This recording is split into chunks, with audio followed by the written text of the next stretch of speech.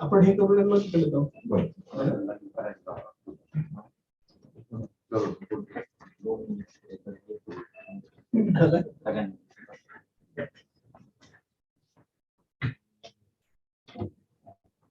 तो कॅमेरा आहे ना याच्यावर त्यांना दिसतो.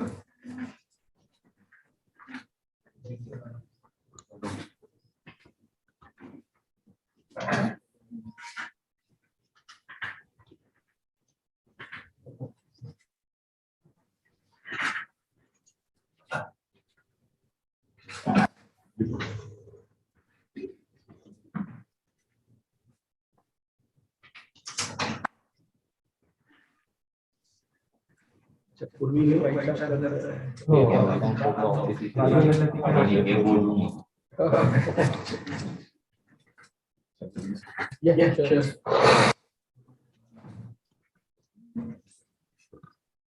Namaste and a very good morning. Honorable Chief Guest, our Vice Chancellor Sir, Dr. V.N. Magre, Honorable Registrar Sir, respected dignitaries, Dean, Rural Medical College, Principal and Dean of Rural Dental College, Principal Dr. APJ Abdul Kalam College of Physiotherapy, Principal College of Nursing, Director School of Public Health and Social Medicine, Director of Center for Biotechnology, all the HODs, faculty members, and dear participants. I, Dr. Nupur Kulkarni, on behalf of Institutions Innovation Council of Pravara Institute of Medical Sciences, deemed to be University, extend warm greetings to you all. Pravara's Innovation Council is committed to enable innovation culture in the institute and to be recognized as one of the leading institutes promoting innovation ecosystem, imparting creativity and passion amongst student and staff members. We are glad to share that we have organized a National E-Symposium on Innovation and Intellectual Property Rights, and we welcome you all for this event. Dean of Rural Balasaheb E. Vikhe Patil Rural Medical College has conveyed his inability to attend the event because he has pressing commitment. It's a mark of our tradition to invoke the Almighty at the beginning of an important event. Now I would like to request Dr. Milind Jagdaye to please start with Saraswati Vandana.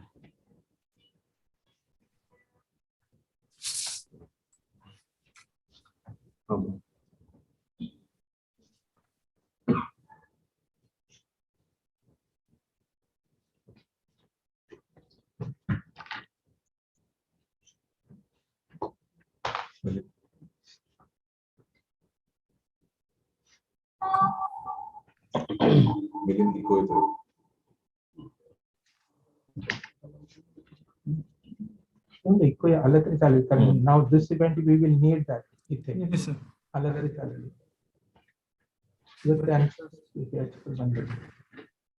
Speaker one.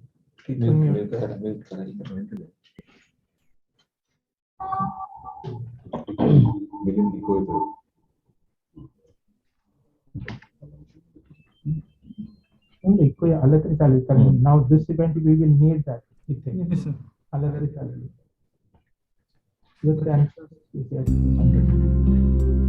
Speaker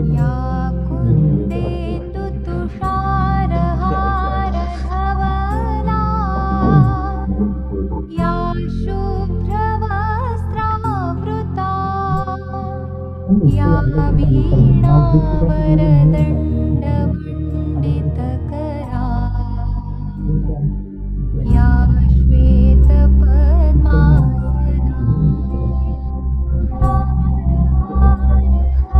या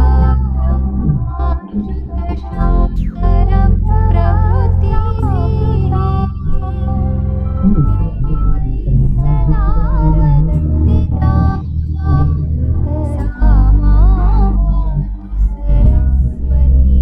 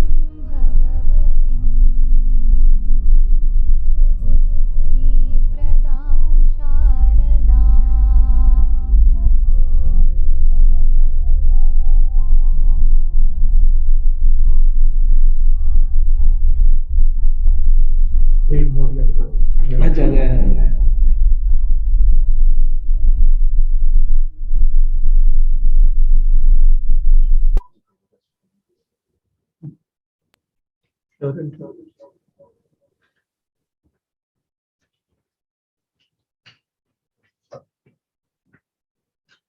Before starting the event, we must pay our tributes and acknowledge the inspiring vision and conviction of great visionaries who pioneered the movement of knowledge. Late Padma Shri Dr. Vithalji Vikhe Patil, late Padma Bhushan Dr. Bahasaheb Vikhe Patil, and Mother of Soil Srimati Sindhutai Vikhe Patil. I invite all the dignitaries and request them to please pay the floral tribute to our forefathers.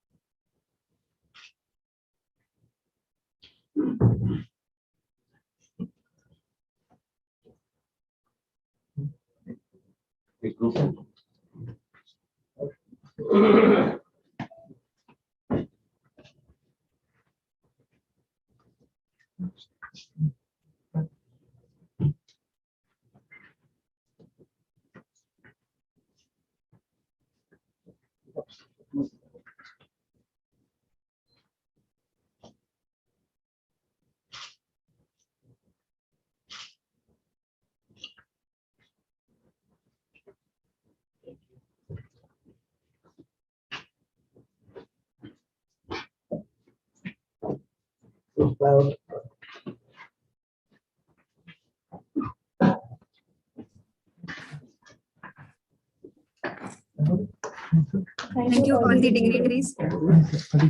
To mark this occasion, we are honored to have with us eminent and luminary dignitaries as our guiding light.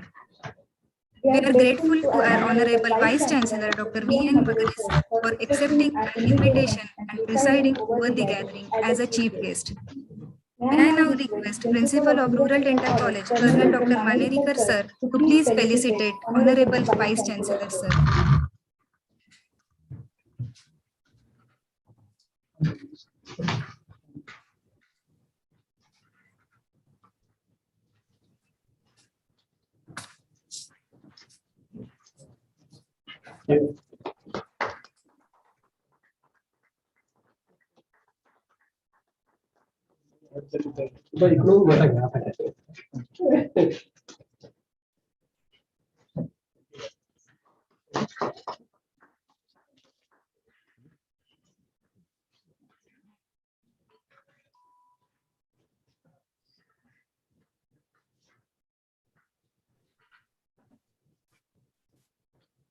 May I now request Dr. Rahul Patil, sir, to Please please felicitate Dean of Principal of RDC, Dr. Manerikar, sir.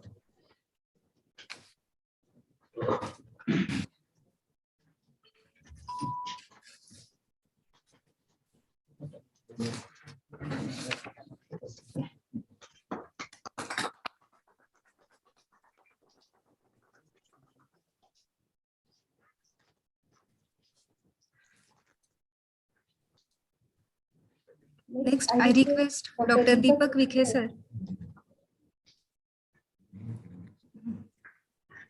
to please felicitate Dean Academics of Rural Dental College, Dr. Palekar, sir.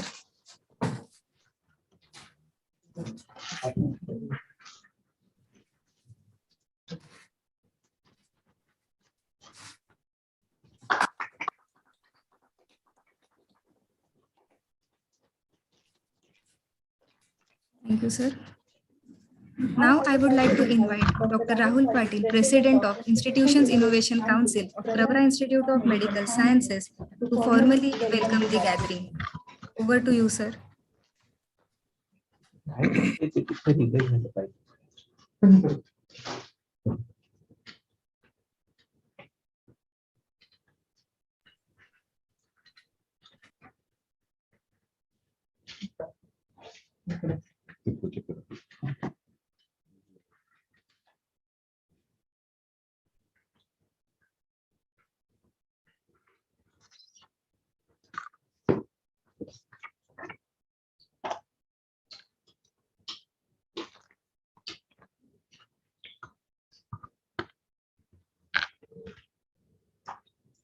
Good morning, all.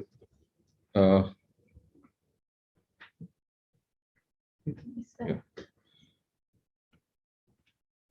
So sorry for the technical problems that we faced during inaugurations. We'll start with our next ceremony. That's inauguration of this.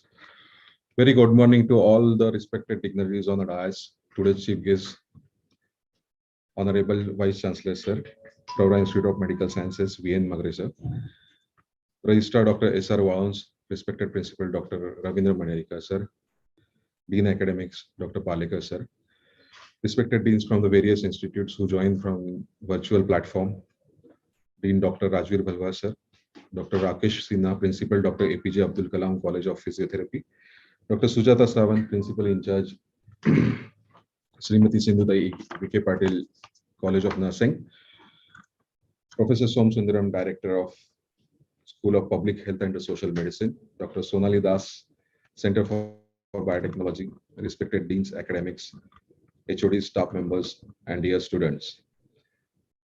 Today we had gathered here for the inaugural ceremony of e-symposium on innovation and intellectual property rights, which is considered to be as the unique area and a need of the hour, which is organized by the Pravara Institute of Medical Sciences Innovation Council. Innovation is the action or the process of innovating. The innovation is the practical demonstration or the implementation of the ideas. So Basically, it's a innovation often takes place through the development of more effective product, processes, services, technologies, artworks, or the business models that innovation make available to markets, governments, and society. Innovation is related to, but not same as the invention. Innovation is more apt to involve the practical implementation of the invention and how it is helpful to the society. Not all innovations require a new invention. Innovation is crucial to the continuing success of any organization. So, with the goal of this, Pravra Institute of Medical Sciences had established the Innovation Council in November 2019. It's approved by Minister of Education and the Government of India. Since its inauguration, Institutional Innovation Council has become a part of a network of innovation enthusiasts. We are working together for the number of activities and implementing various programs to boost innovation and entrepreneurship among the students in their formative years of education.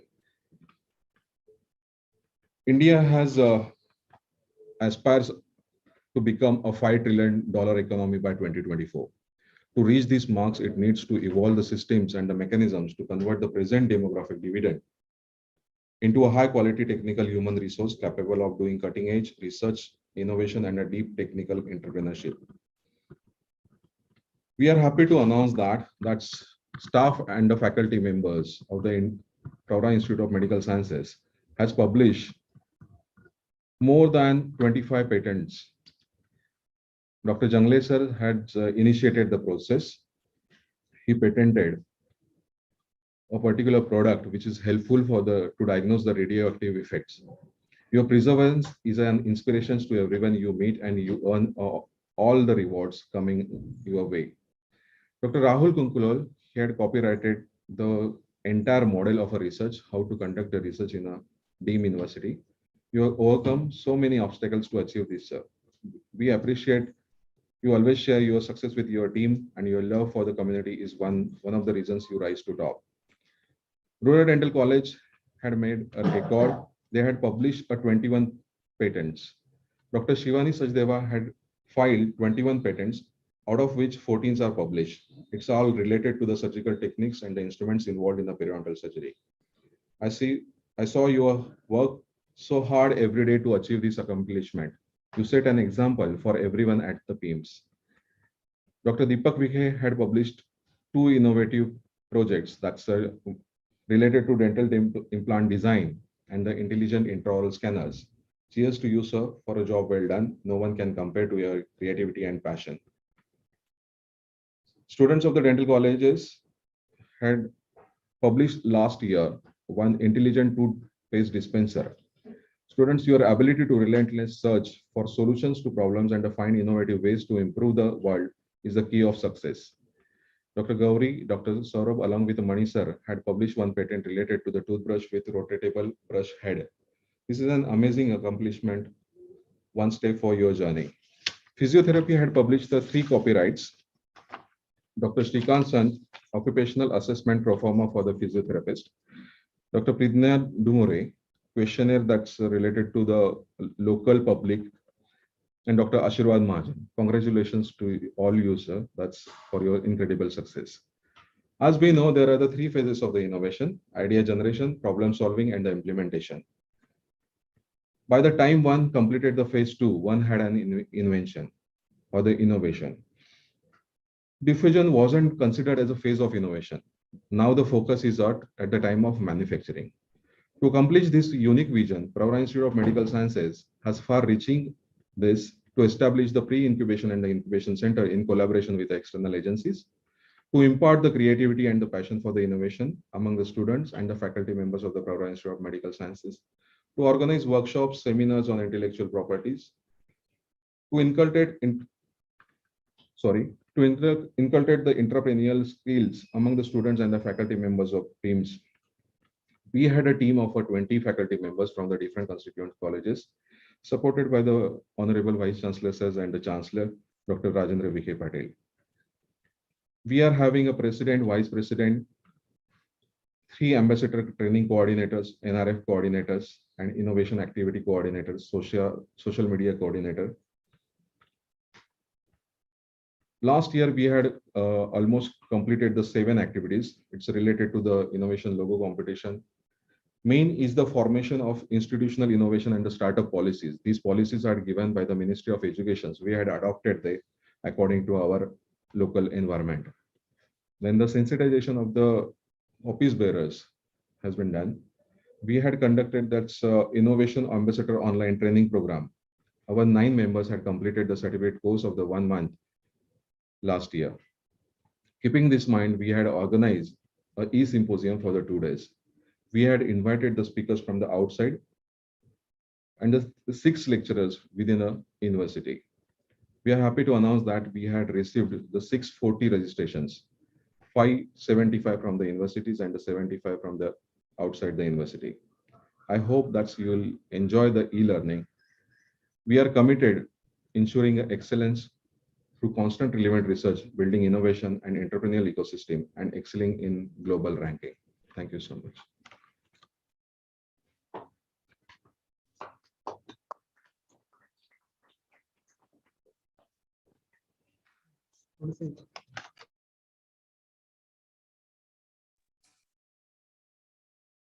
Thank you so much, sir, for your earnest welcome address.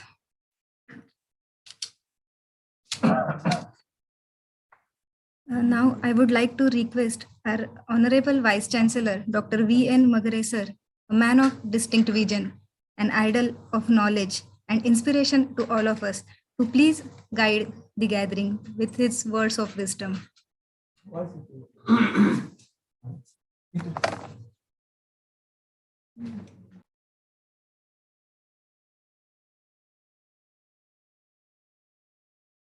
हा ते थोडं delay होतं time lag YouTube आणि time lag YouTube वर पण delay आहे. Telecast व्यवस्थित होत आहे. टेलिकास्ट व्यवस्थित होत आहे.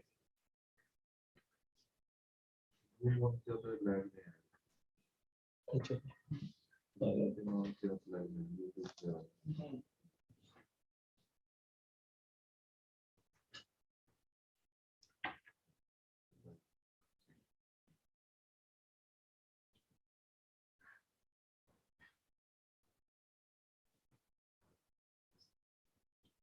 Shall we? Namaskar and very good morning to all of you. I feel very happy and proud to be there with you for this first ever symposium, which is organized by the Pravara Innovation Council. And I am given to understand that more than 700 participants are there who have joined us online, and the symposium is being conducted in a hybrid mode. This particular inaugural function is being done in when all the participants and the principal of a college and his colleagues, they are present here, and the large many number of the fellow participants, they are enjoying it through the online mode. So in that sense, it is a hybrid mode that has been adopted for this particular symposium. I was wondering as to why this particular program is categorized under the symposium, why it is not conference, why it is not seminar, or why it is not a workshop. And then there I realized an importance of the imagination of the organizers. It's a kind of a discussion, and the authorities, they would be coming with their insight. They would putting across their views, and these views, they would be discussed, elaborated, and then and that would help us in understanding what this IPR is, and also the innovation. The education policy in the year that was promulgated in the year 1986, and then onwards, 2 words, they gained a very important positions as far as the academia is concerned. What these 2 words they are, one is innovation and second one is narrative. We are all reading the newspapers. Many of the times we watch the TV programs, particularly where the discussions, deliberations, they take place, and there you would find a word, particularly narrative. It quite often is being used. So narrative, it is nothing but a kind of a perception of an individual or a group of people or a society. And this is an expression of the idea conceived, designed, and then it is time to put it across. So that becomes a narrative. And this narrative has got a very, very important link with the word innovation. And why it is so? Unless you find something new, which the world in your opinion perhaps may not be knowing it. It is new to the world, and then whenever the things which are new to the world, they have to be explained in the simplest possible way, because it is a kind of individual's perception which he tries to put across giving the whole idea a meaning that he finds that that his imagination is conceived. And therefore, he tries to put the idea in the form of a narrative. It is nothing but a way of communication, and the way of communication and putting across the complex of the complex thing in a very, very simple and conceivable manner. So therefore, it was felt the framers of the educational policy, which happened in the year 1986, and they attributed the greater significance to these words. Unless the field of education, and particularly the higher education, dwells the path, keeping these two words at the center, then and then it is possible to build a body of new knowledge. Otherwise, it would be very difficult for one to be enlightened on the body of a knowledge which is stagnated. So therefore, you would be becoming one of the sort of the people in the history. So therefore, if there is the change is to be made, then one has to be very innovative. And secondly, whatever innovation that you do, they should be put across the society in the simplest possible manner, which is nothing but the narration of the innovative idea, narrative of the innovative idea. I suppose these two words, they have also gained an important kind of a thing as far as the intellectual property rights are concerned. It reminds me of two great people and one great saying. The first one is that is of a Lord Buddha. He said that the thought is a man. What you think, accordingly you do. So therefore, if the man is to be defined, what is the man? Ultimately, man is nothing but his thinking, his thoughts, and his doings. And if you look in the ultimate analysis, what I am today, it is nothing because of it is because of my thinking and my actions. That gives me the identity. The second thing is this is about the great saying. Some philosopher has uttered it. I don't recollect his name, but the idea is what he said, that is very, very important. What he says about the idea, when the idea gets ripe and so far not found a way to be there on the earth, but when it gets ripened, there is hardly any power on the earth which can prevent it from coming into the truth. That is what is being said about the great ideas and great imaginations. If you look at all the discoveries, all the sciences, discoveries and the inventions and the great body of the research, you would find these are nothing but essentially the ideas of someone. So long it was there in everybody's mind, but then there are few people who gather courage and put it across the world. Rest of the people, they think of it, but then they do not have enough confidence to put it across. And therefore, these ideas having greater potential but because of lack of this kind of a thing, that is what is said to be as the having a confidence in the things that you have thought over, and are to be made known to the world. But then when it so happens in a particular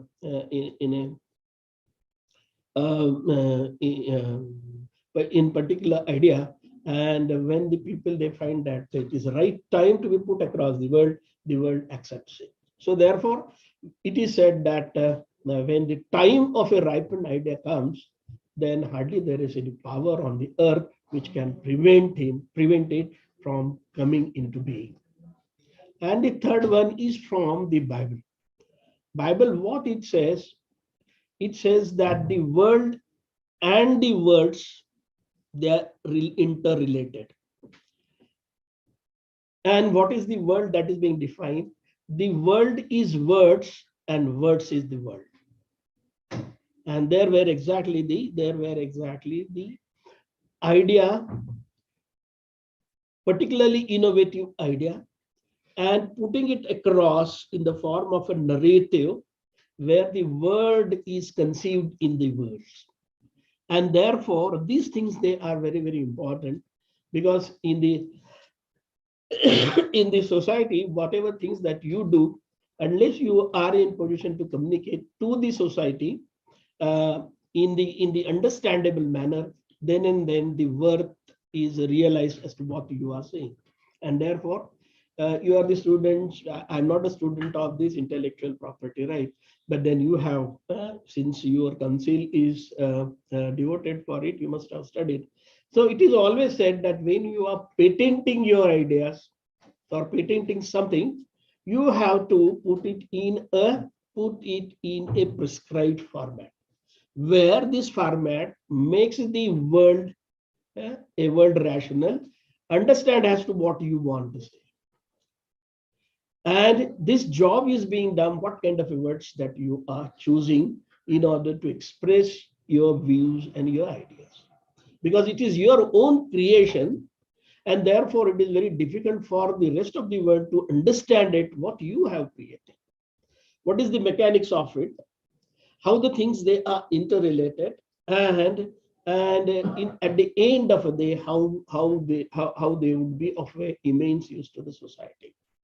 So idea, its applicability and its utility to the society. So these things, they are interrelated to each other, and this is what exactly the intellectual property, right? Intellectual, the intangible things. मराठीमध्ये ज्याला आपण बुद्धिगम्य व्यवहार असं आपण म्हणतो. So these are nothing but the creations of your mind. Intellect and mind, scientifically, maybe they are one and the same, or they may be different, but ultimately, both of them, what they do, that is of utmost concern. So it is mind which creates, or the intellect which creates, which innovates.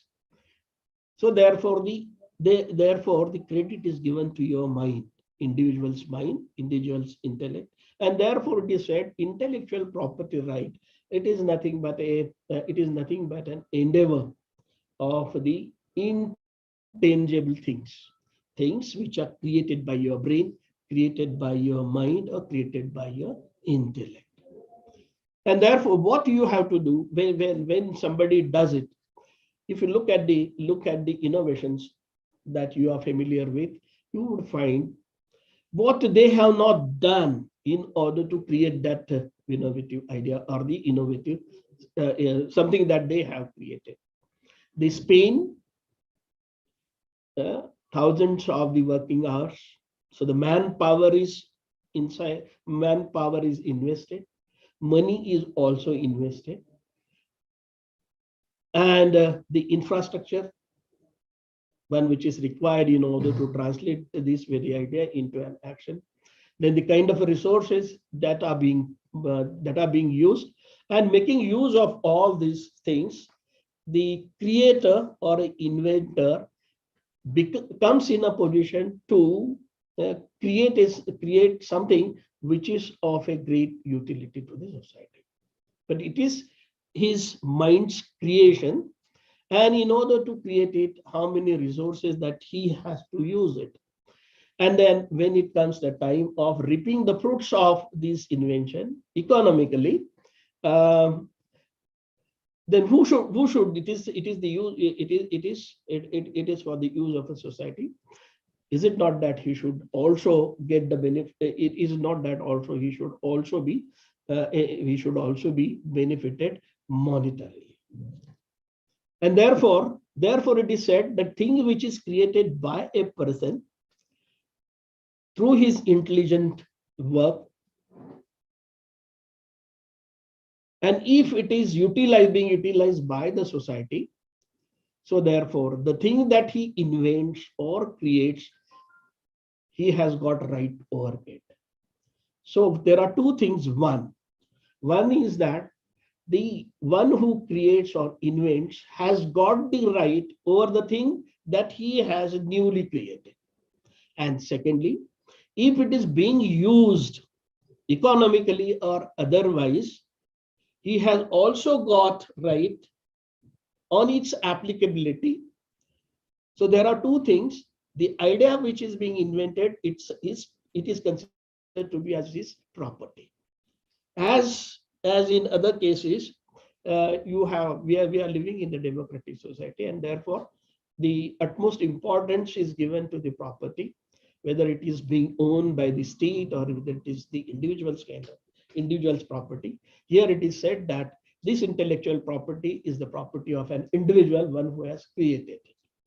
So therefore he has got the right over the idea or the invention that he has done. And secondly, if this invented thing is being used commercially or otherwise or economically, he has got the rights over this economics too. Both the things, they are given to him. Whether it is for an indefinite period of a time, that is not the case. The idea or the invention or the thing that which is being invented by someone and found that of a use. So it is said that the property rights, they should be time bound, and therefore a time is fixed. Why? Because the ideas, as it is said, computer industry, it is said that it is the sunrise industry. Mind of the people is that kind of thing which never stops thinking. So every time something or other it is to be created new. This is a kind of a challenge even for one who has invented the thing. He should not stop there and there. He should continuously keep using, because he has got the knack of doing and creating newer things. So therefore he should also try to create newer things again and again. So therefore, once it is being patented, the patent is not forever, it is for a particular period of time. Why it is so? Because it is nothing but an appeal made to his intellectual ability, which creates. It should go on continuously creating the new world, and that would contribute to the society in a large scale. He can become a role model in himself, and therefore he should also inspire other people, those who would be working on their own and finding something new which is of immense use to the society. So this is what to me, as I said, that I am not a student of intellectual property, right? But then what I understand, what my experience did, what else it could have been? If somebody puts a time limit on it, there is every possibility that you would reach to a stagnation where there is no chance of creating new things. So therefore, the time cap should be kept for a limited period of time. Then afterwards, the one who is inventing the thing, he is also motivated to create newer and newer things time and again. And precisely what you must have studied the IPR, and there you had a find So it is like a water. Water is in our literature. It is said that the water is nothing but a life, and it flows continuously like that of a stream. That is what exactly the ideas they are. It is said of a man, when the man never can be man unless he is put to the rest. You would find that his communication don't ceases. When he is not talking to anybody, it is said that he talks to himself. Whether rightly or wrongly, but then this is nothing but a kind of, this is the interaction from within and from outside. The things which are which he sees from outside, he tries to put it inside and then tries to give a meaning to the thing that he is thinking over. And that is precisely drives me to my collection, where I have seen recollection that what the Lord Buddha said, what some great philosopher about the idea, particularly a useful idea.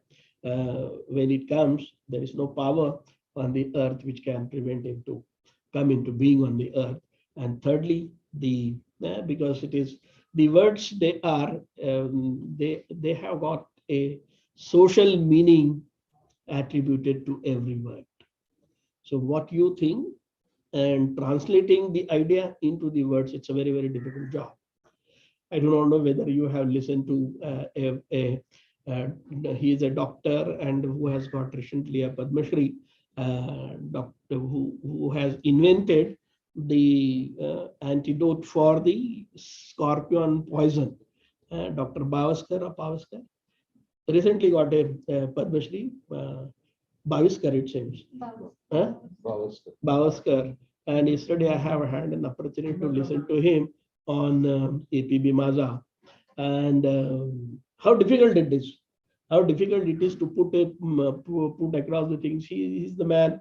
He's an MBBS man, but then he was very much moved by the scorpion biting, because his initial appointment in the primary health center at Mahad, and the cases used to be that deadly cases that he has seen, and then he found that I have got something to do with it, and then unless I do some or other kind of a research, I would not be in position to find out a remedy to it in the form of an antivenom, and that he does.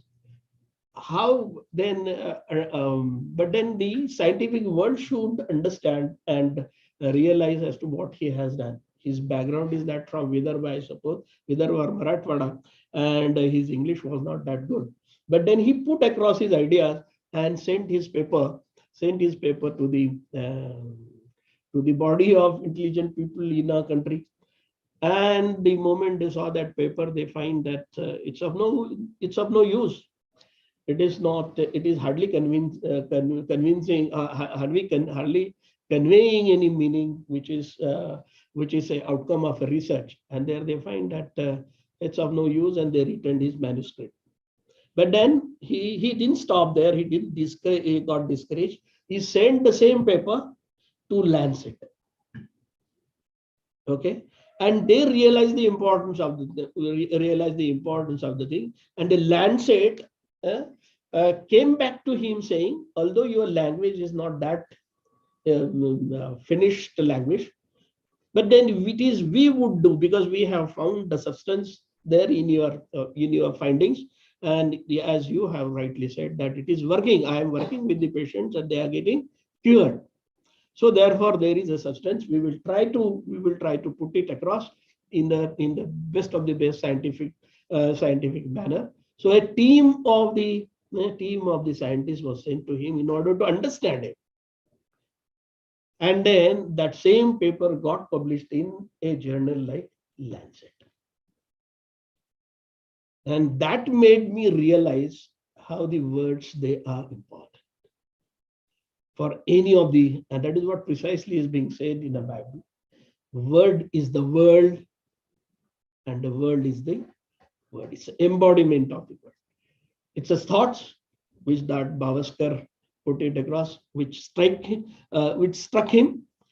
Then he converted into an idea, which can be of use in the sense that it could be made use for making some or other kind of a medicine, which we call it as an antivenom working against the scorpion bite. So there was no the antivenom found so long the Gavaskar was not working on it. For snake bites there is to be, but not for this scorpion bites. So he has become now the world's rather first person who found out this thing. But then he was our people made him handicapped. Our scientific world has made him handicapped because they were not in position to understand him. It is their problem, but the problem they didn't. We are very what we call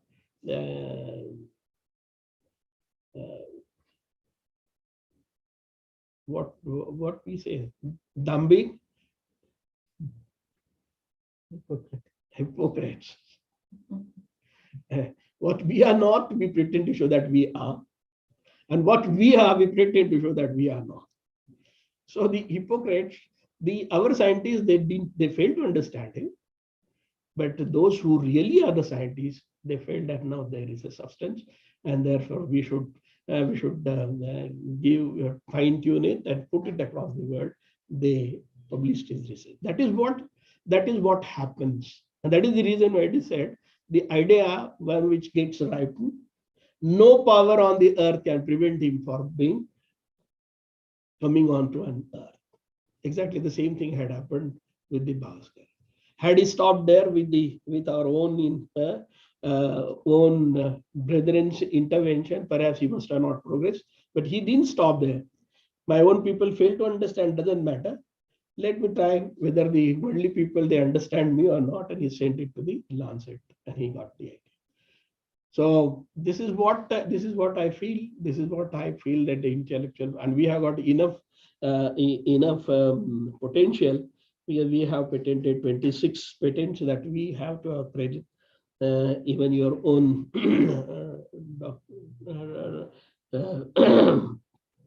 Dr. VK and his team of students that I have seen, then almost every institution of ours is doing some or other kind of a thing, and they are patenting. So I am given to understand, this is my superficial knowledge, which tells me that there are 6 to 7 different ways into which these intellectual property rights they have been categorized.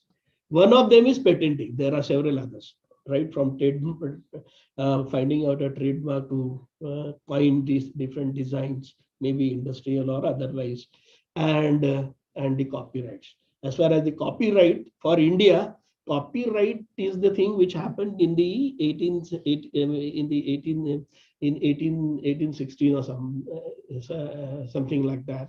And this is nothing but the intellectual property right. It is nothing but a manifestation, as far as we Indians are concerned, is that of the copyrights.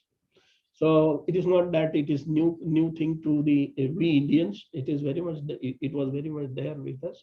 Only thing is that it is to be perceived and seen from the new perspective and understood it properly, and try to use our intelligence or the intellect for creating new things. It is not limited only to the arts and the artistic things and the literary things, but it is also the scope is being enhanced, and the things of the utility of the society are created by these innovations. And we have got, it is said that we are the best of the brains in the world. So this is the greater opportunity that has opened to us. It is not only the IPR country-wise, but then there is a organization which is called as the World Intellectual Property Organization. That also came into being, and these rights are protected globally through this organization. So therefore, our the scope or identity as far as the creation of the newer things has been expanded. It is not restricted to a particular country, but it has now become spread over the entire globe. With this, I would like to take your leave and wish you all the best for the success of your symposium. Thank you very much and God bless you all.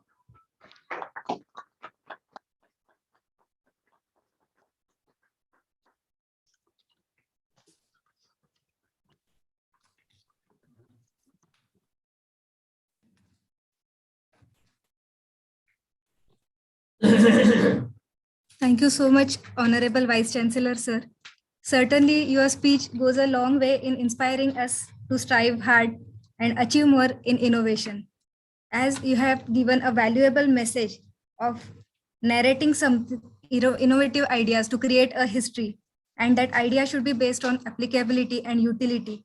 That will certainly be helpful for all of us to achieve more in this field. Thank you so much, sir. Now, I would like to request Dr. Rahul Patil, sir, to deliver the vote of thanks.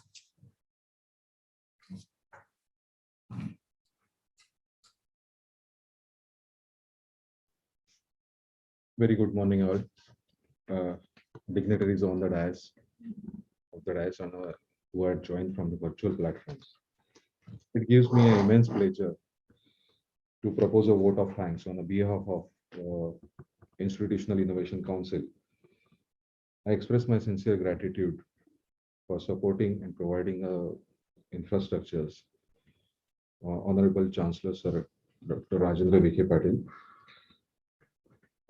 I'm extremely thankful to Dr. V.N. Magre, sir, Honorable Vice Chancellor, for their kind support, valuable guidance, and the priceless presence for this event. It gives me a special, my special thank to Dr.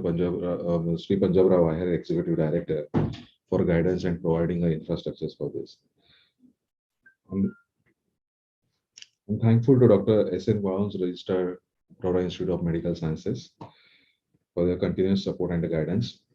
I thank you all deans, directors, HODs, and academics deans for their support and participation in academic event. My heartfelt thanks to all speakers, moderators who will join us in a 2 days e-symposium.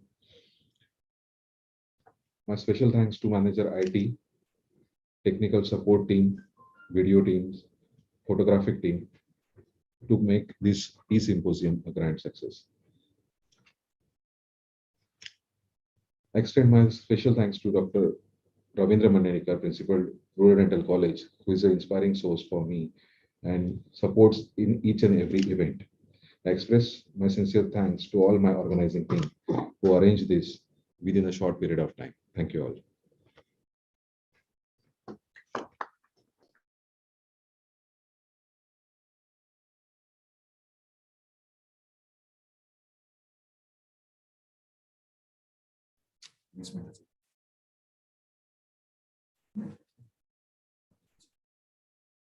Now we'll have a short break of 10 minutes, and after 10 minutes, we'll be starting with our first topic of this session, intellectual property rights and Indian patent management systems on the same link.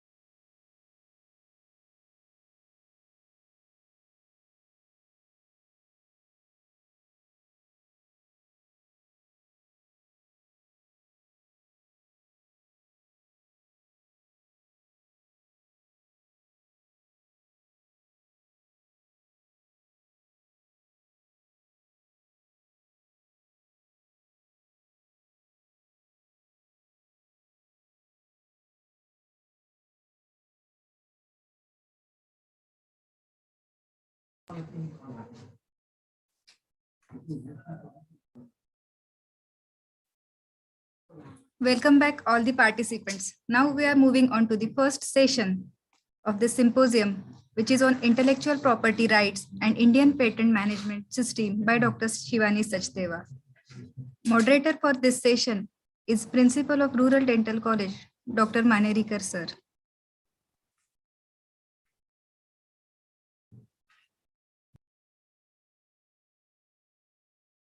We will introduce our today's moderator for the session, Dr. Ravindra Manerikar. Dr. Ravindra Manerikar, he's professor and HOD, professor in the Department of Orthodontics and Artificial Orthopedics. He's holding a position of a principal, Rural Dental College, Pravda Institute of Medical Sciences. He is having a total experience of 25 years. He had worked as a faculty at Army Dental Research and a referral hospital. He has awards of the citations and the commendations for the meritorious service, dedication, honesty, loyalty towards the organization, sincerity, and setting a good example to others. Chief of Army Southern Command in 2007. He had published many national and international papers. Welcome you.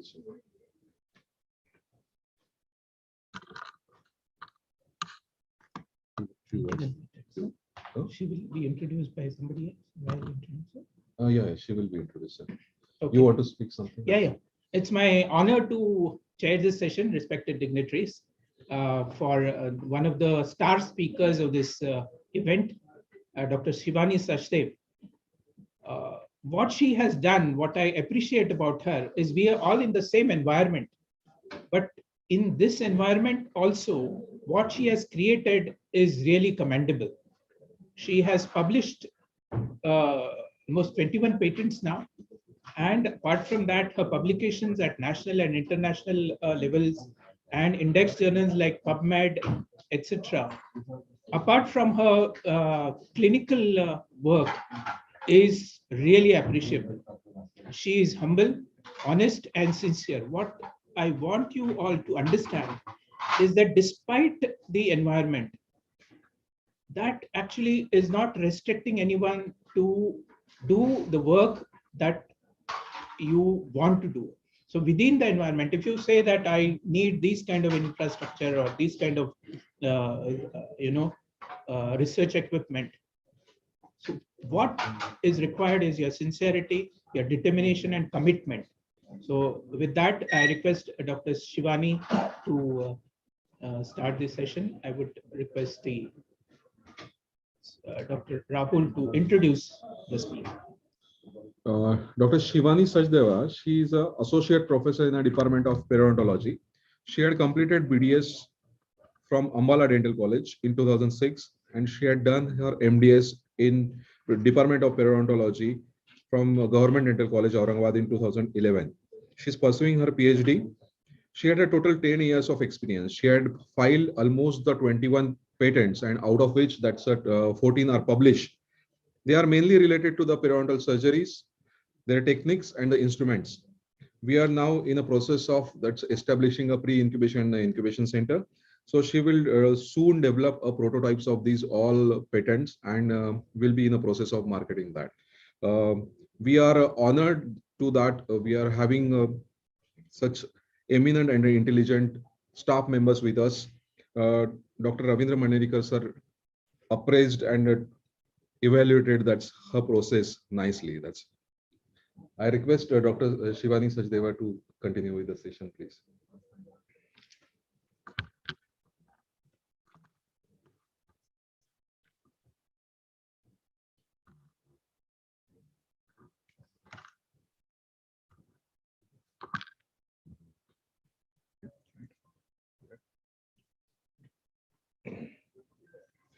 Thank you, Manerikar sir, for giving us such a nice introduction of mine. Thank you, Dr. Rahul Patil sir, for giving a chance to introduce myself and talk on the topic of intellectual property rights.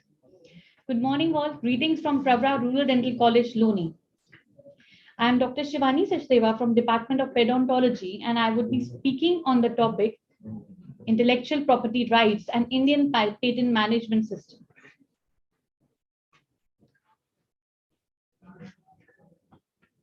We all should have a vision for looking things differently. And of course, the idea in our mind should have the potential to be novel and innovative. Now let's come to understand what is intellectual property. Intellectual property is an intangible creation of a human mind, which is usually expressed or translated into a tangible form that assigns certain rights of property.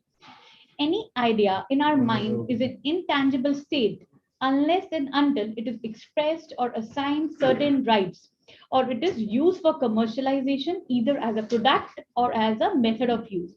When we purchase a property or a land, it is intangible because it cannot grow, but the ideas which are created in human minds can definitely grow from intangible form to a tangible form. And anyone can have an idea. Age has no limit for developing the idea. This is what our next slide shows. He was Hridreshwar Singh Bhatti, who was also known as Mini Stephen Hawking. He was the youngest patent holder in India, as he developed the chess which could be played by 6 to 10 friends all together. So he solved a problem and gave a solution to it by making a chessboard which was a circular chessboard, and it could be played by 6 to 10 players. Look at this slide. All I asked was, can I patent my copyrighted trademark? Many of us might not have problem with a particular question, but the question itself is a wrong statement, as we cannot copyright a trademark and no way it could be patented. Now let's discuss that what all comes under intellectual property rights. Intellectual properties can be your scientific inventions, your functional inventions, or your technical inventions. The literary, artistic work, all can be intellectual properties. Your designs, symbols, names, and logo of the companies, they also can be intellectual property rights. And you should protect your creation, and that is only possible if we are aware of the major intellectual property rights. Now let's discuss what are the major intellectual property rights.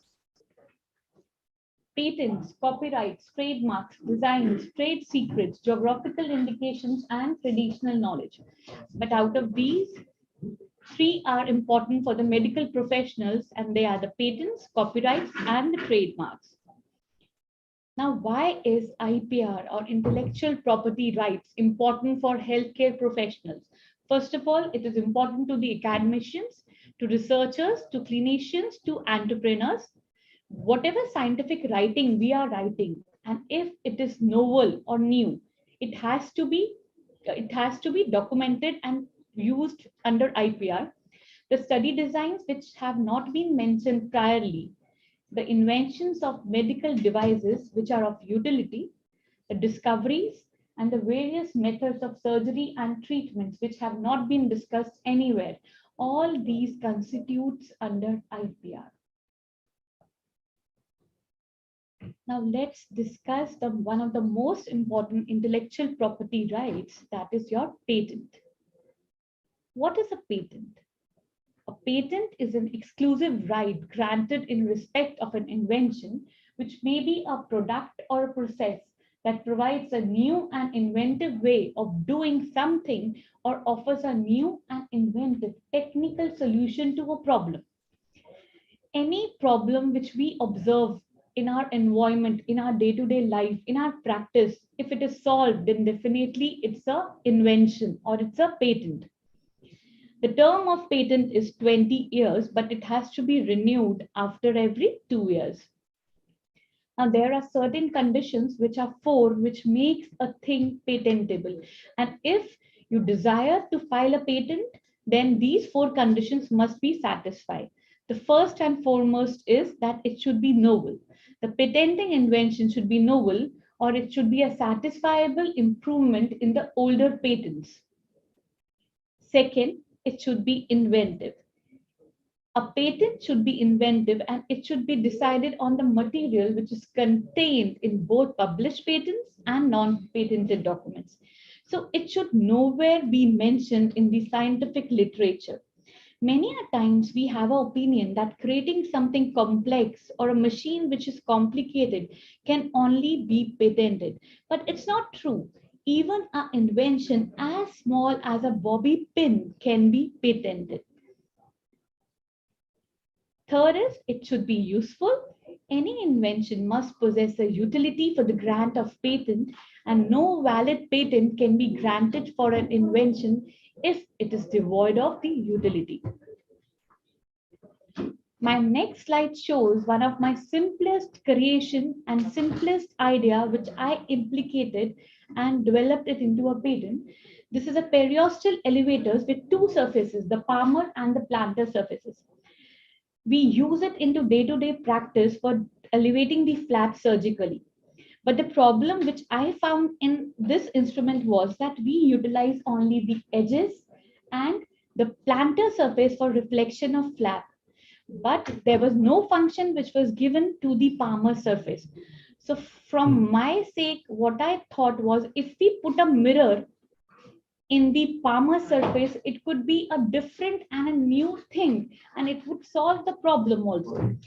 Adding a mirror, it avoids the need of an extra instrument as your oral cavity is too small. And if we introduce a mouth mirror along with the periosteal elevator, it causes lack of vision, and there is less visibility and illumination. So introducing a mirror on the palmar surface gives the visibility and illuminates the area of surgery, while the plantar surface will help in the reflection. The added advantage of it was that as oral cavity is small and placing multiple instruments is not convenient both for the patient and as well as for the operator. So one instrument, if it has multiple functions, can give comfort to the operator and the patient also. So this was definitely a novel invention, and I filed a patent against this. Though it was a very small idea, but even a small idea can be patented. That is what my next slide shows. So even a smallest of your invention can be patented. As they say, the smaller the feet, the better is a dancer. The fourth thing which is a condition for getting patent is it should be non-obvious. It should be non-obvious. It should be nowhere disclosed in any of the conferences, proceedings, in any of the research papers. So if it is not mentioned anywhere, definitely it's a non-obvious thing. So even if you change a thing slightly, a slight change in the chemical entity, shape, slope, size, materials, that makes or operates entirely differently and produces totally unexpected results can definitely be a patent. Now, these were all the conditions which make the things patentable. Now we would be discussing on the intellectual properties or the inventions which cannot be patented. An invention which is fabulous or a well-established fact cannot be patented. Like if a machine is already giving 100% performance, then we cannot go for patenting it and give another machine which also gives equal efficacy. So we cannot patent anything which is already giving the best performance of it. A machine whose primary or intended use is commercial exploitation cannot be patented, like gambling machine, device for housebreaking, biological warfare material, or Terminator gene technology. Even we cannot patent anything related to atomic energy, methods of agriculture and horticulture, new use of any existing substance unless and until it is enhanced efficacy. So if I try to amalgamate two components which are already mentioned in the literature, but I change the composition by just altering the proportions of them. But if my theory will give a better efficacy result, then it can be patented. But if it is not giving anything efficacious, then the prior amalgamation of the two products, it cannot be patented. There was a lot of controversy for patenting turmeric and neem and also the basil leaves. And if we try to use the same property of turmeric in some other field, then it is not novel. knowing that it has anti-inflammatory action in arthritis and putting it up as a new invention for action in some other disorder where also it is proven to be anti-inflammatory, then that effort will go in vain. Because we have already so many properties of turmeric, neem, and basil leaf which have been mentioned and which have been documented long back in our traditional library. So we should not go for patenting turmeric, neem, and basil leaves. That is what was published in Hindustan Times, where India false US firm bid to patent turmeric. Thanks to the traditional knowledge of digital library, who supported the Indian literature and mentioned the use of turmeric, because of which the patent by US firm was dissolved. Now let's discuss who all can apply for a patent. Either you alone can apply for a patent, jointly with any other person. True, and the first inventor's assignee can file a patent for you, or the legal representative of a deceased true and first inventor of his or her assignee can file a patent. Now, in Indian patent registration, where should we apply for a patent? So where to apply for a patent? This is a web link which is shared, ipindia.nic.in, where you will get the forms for filing a patent and the fees for that patent filing. A patent application can be filed either online or offline also at the respected patent offices which have a specific territorial jurisdiction. So what is territorial jurisdiction? Territorial jurisdiction is decided by the place of residence of the applicant, or place of invention of the applicant, or address of office given by the foreign applicant. So for territorial jurisdiction, we can file in 4 patent offices in India: Delhi, Mumbai, Chennai, and the headquarters be in Kolkata. The places or states which come under these territorial jurisdictions are: for Delhi, we have Haryana, Himachal, Jammu Kashmir, Punjab, Rajasthan, UP, Uttarakhand, NCR, Delhi. For Mumbai, Gujarat, Maharashtra, Madhya Pradesh, Goa, Union Territories of Daman and Diu, Dadra, Nagar Haveli. And these are for Chennai.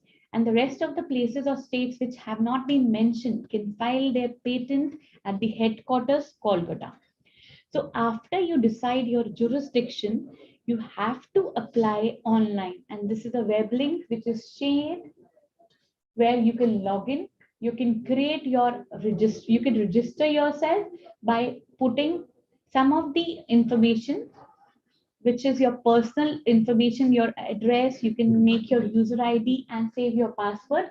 And once you've completed this process of registration, you can sign in and upload your documents. Now, the most important step is how to write a patent application for the Indian management system.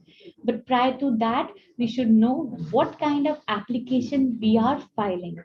So let's discuss the types of applications. We have ordinary application, conventional application, national phase application under PCT, divisional application, and application for patent of addition.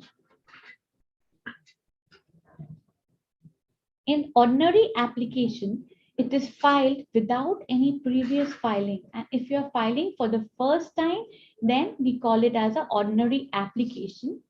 The conventional application is filed for claiming a priority date of already filed provisional application. So if you have filed the application priorly, then you have to apply for a conventional application, but that has to be filed within 12 months of your provisional application. Next is a national phase application, which is under PCT. PCT is Patent Cooperation Treaty, when you put your application in front of 142 countries so that you get a worldwide patent registration. Next is your divisional application. Divisional application is if your application helps you to divide just one application into more than one. That is, if your application has a potential of more than one inventions. So from the same application, you can file more patents by claiming other inventions which were mentioned in the first patent. Additional patent application is when you want to apply a modification in a given patent and add a substantial change to the current application. So these are the types of application. Now coming to Indian patent registrations. Prior to this, I like to share a journey from my idea to an invention. The idea in my mind was in 2017. And this journey I started from 2017 when I had an idea in my mind. I got motivation from serial Ramayana, and few of the lines which touched me was त्याग दी सब खुशियां कुछ अलग करने के लिए राम ने खोया बहुत कुछ श्री राम बनने के लिए. अभी हम श्री राम तो बन नहीं सकते, but at least we can devote 1 hour of our daily schedule, one hour of our daily schedule, and take up some time for ourselves to write. I got this idea. This was my first patent, and I got this idea when we were preparing PRF in our surgical section. I was little disheartened to realize that when we withdraw PRF from the test tube and squeeze it many times on a gauze piece to create a PRF membrane out of it. But knowing that it was a proven fact that when we squeeze the PRF, it loses the stem cells. And it also has been documented that squeezing is not a good idea of preparing a PRF membrane, and we should go for compression. So what I wanted to create was a PRF forceps which works on a compression mechanism and not squeezing. Along with this principal objective, it should also avoid the need of transport of PRF into a costly compression box for deriving a PRF membrane. And I also made the working plane coated with titanium, which makes it biocompatible. The 13A and 13B are the working planes which were made biocompatible with the holes and the vents which help in the compression of PRF.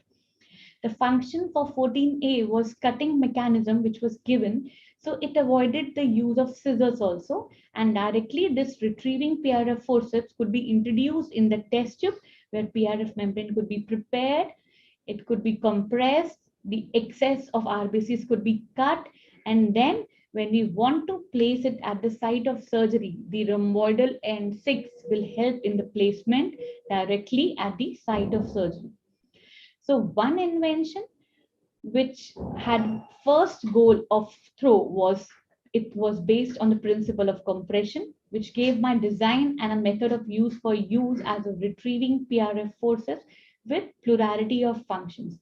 So build that visions to look at things differently. In this journey, many a times I asked my husband to hire an assignee for writing a patent, but it was he who asked me that, Shivani, you have one idea today, but if tomorrow you come up with another idea and day after another and so on. So struggle for good and learn the art of writing the patent. And because of his motivation, I could write 21 applications today. So I will like to share how to write the patent application, because of which even I struggled for 6 months. The contents of complete application includes the title of the invention. Title should be 15 words. It should not be exceeding 15 words, and no fancy terms should be mentioned in the title. The field of invention. The field of invention is an important aspect, and it should be mentioned very carefully, because if you apply a wrong field of invention, your patent application will go in the wrong department. Next is state of the art in the field or prior art search. Prior art search is similar to the review of literature in the publications, but you have to mention all the patent and the non-patent documents in the prior art search. Then the objectives of invention, the summary of invention, the detailed descriptions of your invention with reference to the drawings, the claims, figures, and the abstract. Now, these are the few terminologies which are often confusing. First is priority. What do you understand by priority? Patent priority relates to the issue of who is entitled to a patent when two different inventors create the same invention and seek patents on those inventions. The priority date refers to the earliest filing date in a family of patent application. The term prior art is frequently used in the patent world to refer to what already exists in the literature. It's the old stuff that cannot be patented again. Prior art includes a description of invention in a published writing or a publication in some other form, the oral disclosure in the proceedings, in the lectures, in the conferences. The disclosure by the method of use can also be included in the prior art. Now let's come to know about the techno-legal document, that is Form 2, or the specification. The specification is a techno-legal document which contains a full scientific detail of the invention. There are two types of specifications. One is provisional specification and the other is a complete specification. Provisional specification describes the essential features of the invention where you can avoid giving your claims, abstracts, and figures. But this gets time for you for testing your instrument. It gives liberty to develop the invention and helps you to secure the priority date. And also you can check for the commercial utility of your invention. And the complete specification is filed within a period of 12 months from a provisional specification, but you can directly file a complete specification also if you're done with everything. And the complete specification is subject to examination, acceptance, and the grant. Now, what are the advantages of a provisional specification? The advantages of provisional specification are it gives priority for your invention. There is no risk of losing priority for further development, and you can disclose your patent or your idea to the interested person to obtain the financial supports. Hence, a provisional specification will reserve a priority date with lot many advantages for you. Now, claims. Claim is a heart of your patent. An important part of complete specification is a claim. There can be even a one claim in your specification, and there can be more than one claim also. The first claim is your main claim, and the subsidiary claim refers to the main claim only. And if you file more than 10 claims, then in that application you have to pay double the charges. Now, after filing your national patent, next step is filing the international patents. These are the international treaties where you can file. Then your patent application will go for the examiner, for the examination to the examiner who is Group A gazetted officer. This is how your patent application look like, where you have to mention your title, the name of the applicants, the address, your abstract, and your drawings. This was one of my invention where I created a universal scaler, which was used for scaling. The 15 is a battery operated switch. When we on this, it functions, and 16 is a visionary and the audible indicator. This is an internal view of this invention. After doing scaling, or within the time when I'm doing scaling and I realize that patient might have chances of root caries, and then at that time I can detect the pH with the help of 102, which is a glass pH probe, which is given the embodiment. And when we remove 106 cap, 102 can be inserted into the gingival presbycular fluid, and it will detect whether the pH is less than 5, which was assigned a critical pH for my sensor in my circuit. So if the pH was less than 5, there will be audible and visionary alarm at point 16, and I'll come to know that my pH is less than critical pH, and this patient needs fluoride application. So when I remove my cap 107, I can go for the fluoride application for the tooth for the patient whose pH is below the critical level, and with the help of 101 brush, the fluoride application can be done easily. So this invention also, it has plurality of functions, which is giving multiple functions to just one dental scaling instrument. And with the plurality of functions, this was my novel design, and this was the exploited view of my circuit where the voltage difference was detected, and my sensor detects for the audible and visionary alarm. The pH probe was made for glass. And this completes this specification. There was a controversy when Satyamev Jayate term was patented by Amir Khan. Amir Khan shows Satyamev Jayate was, he patented the terminology Satyamev Jayate, because of which the government officers were in trouble, and because of which there was a case filed against him that he could not patent such a term which is already mentioned in the government offices, which is mentioned in the currency. But because of the ignorance of some of the departments, he got the terminology or the word patented. So we should try for patenting the things which are nowhere mentioned so that we don't fall into trouble. Now, I complete with the patent applications. So we'll just have a quick revision of what are the steps or intellectual property consideration for the medical devices. First is the concept and the idea in your mind should be clear, then you should get that patented. After getting the patented, you should go for the prototype development, then for the preclinical testing, then clinical testing of your utility model, then manufacturing and commercialization of your product. So there is a way to do it better, so better find it.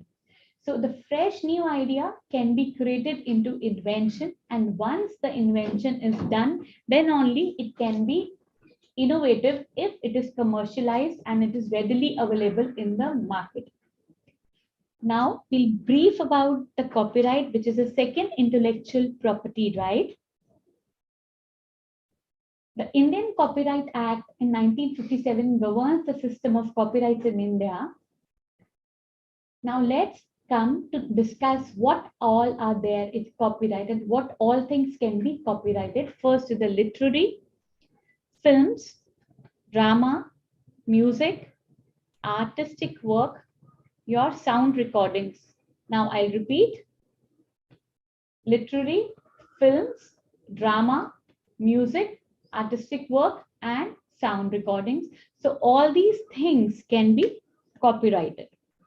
The registration procedure is simple, and once you register at this website, which is given copyright.gov.in, you can, after registration, you can upload, sign in and upload your documents. There is no need to send your copy of work to the department. Its duration of copyright is almost lifetime plus 50 years from the end of calendar year in which the author dies, and copyright protection always expires on December 31st, last calendar year of protection. Now, what is a fair use? Fair use is if you give permission to your copyrighted materials, if certain criteria are met, and because it promotes the public benefits like education. Next is the trademark. I would be briefing about trademark also. Trademarks, these are the symbols, logo, word, sound, color, design, or other device that is used to identify a business or a product in commerce. Different symbols are used for trademarks. TM denotes the intent to use an application file for the product. SM is the intent to use application file for services, and R is a registered trademark. Even we dentists, medical professionals can also go for trademarks. If we open our labs, our clinics, and we want to open a chain of those, we can go for a logo and for a trademark for our business. The registration process, the application for search, the website is mentioned. You can apply, register, examine your patent, advertise it, filing for the opposition where you have to answer the oppositions, and then your certificate will be issued. The duration of fees, you have to renew it after every 10 years, and this is a website, this is a web link which is shared, which let you know about the fee structure for a trademark. This was the original trademark of McDonald's, which was copied by McDowell's. A trademark is a sign used on or in connection with the marketing of goods or services. Used on the goods means that it may appear not only on the goods themselves, but also on the containers or the wrappers in which the goods are when they are sold. Now, for the most products, every form of intellectual property rights can be obtained. Patent can be for every individual improved mechanisms which you have installed, like in the Sony camera. The design can be for the outer shape and contour configuration. Trademark is its brand name only, Sony, and copyrights for the instructions manual booklets which is provided with it. So in one design, we have so many intellectual property rights which can be secured. Now let's talk what is the difference between your innovation and what is your invention. Innovation, there is a way to do it better, so better find it. If you find that way, it is the invention, and if you commercialize it, then it's an innovation. So innovation is a practical implementation of ideas that results in introduction of new goods or services, or improvement in offering goods or services. Innovation happens when someone improves on or makes a significant contribution to something that has already been invented. And converting the knowledge into wealth is called innovation. So this is the difference between your innovation and invention. First of all, innovation is always equal to the creativity in mind, in design, and then we commercialize it, then only it will become innovation. So innovation is the last step of your idea. Once the idea come in your mind, you read theory, you do the research and science, and you think that your belief is true, it's an idea, then you can go with the help of intellectual property rights, you can secure your idea and go for the invention, where you can design your patent, you can engineer it, you can make a prototype of it. This is creativity. And at the second step, you can go for an intellectual property rights. And once your creativity is designed, you can go for innovation, and that can be done only if you commercialize your product, you deliver it into the market, and there is a huge acceptance for your product, and that comes with experience. So I think the idea of invention, innovations, and different intellectual property rights is a little bit clear now in your minds. So invention is a first occurrence of an idea for a new product or a process, while innovation is a first attempt to carry it out into the practice. These were the inventions which were later modified and created into innovations. These are my sources of information. I thank my mentors, teachers, friends, and students. Every accomplishment starts with a decision to try. So please give a try. Thanks.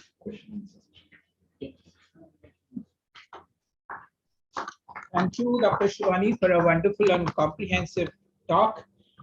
We will take a few questions.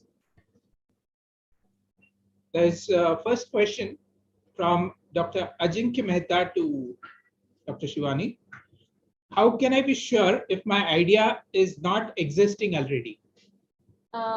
Yes, if you think that your idea is existing or not, you should go and check your idea on Google Patents. There are many websites like USPTO where you can check for the patent ideas. In India, we have got IP India site where you can check in public search your idea that whether it has been patented in India or your idea has been implicated. So there is prior art search, which we do prior to our putting up our idea as a patent. Your Indian website can help you, Indian Patent Registration, where you can check in public search, and USPTO, then Google Patents Advanced Search, where you can search your ideas. Are there any other questions?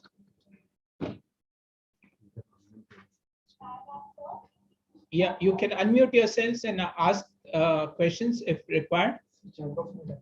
You can also put them in the chat box. It would be better to put them in the chat box.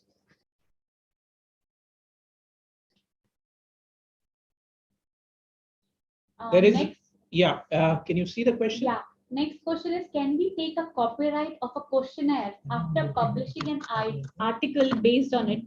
No, if you have already published your idea somewhere and it is there in the review of literature or in the literature itself, then you can't copyright it. You have to go for a copyright prior to your publication. But once it is open to the public in your publication, you can't go for copyright.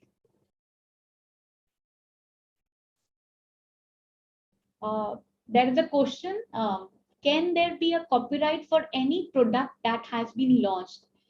If it's a product which is of utility model, then you should go for patent then instead of copyright, but because copyright will contain the literary part. But if it's a product of utility model, you have to go for patent.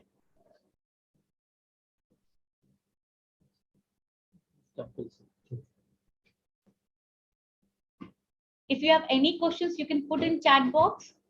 Yeah, there was a question on whether this presentation will be available. We are on the YouTube channel, so those of you who want to see this can go to the YouTube link, which will be shared. Next question is, how long does patent protection last? Patent protection lasts for 20 years, but it has to be renewed after 2 years. So you have a right on your patent for 20 years. That is a term of duration for patent.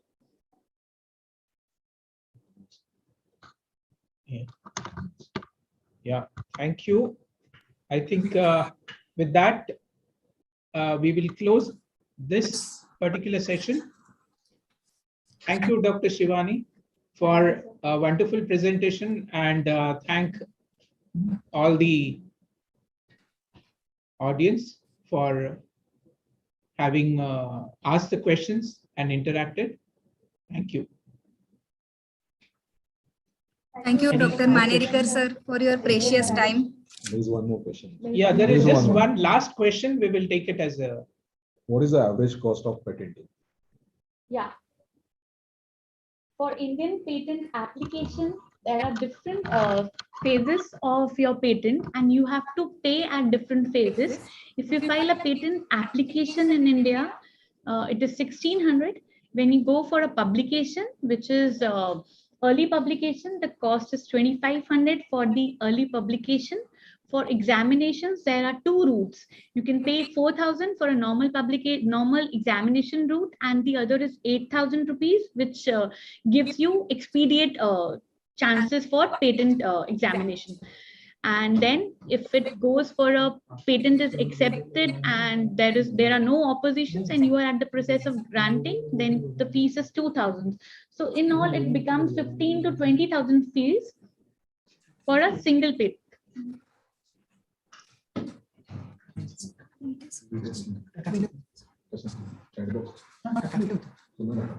Thank you, Bhavastra sir. Yeah, so is the certificate.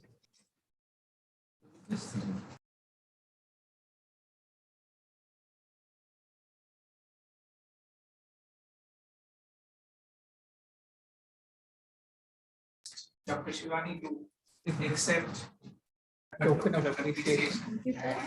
Congratulations.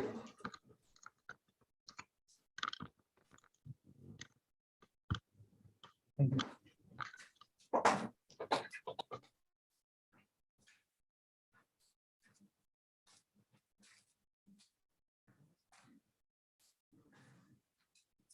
Thank you, sir, and thank you, ma'am, for a very informative session. Before moving on to the next session, yes, we would like to thank Colonel Dr. Manerikar sir for his precious time. Thank you so much, sir. And sir, we request you to please accept our felicitation. Dr. Rahul Patil sir will be felicitating Colonel Dr. Manerikar sir.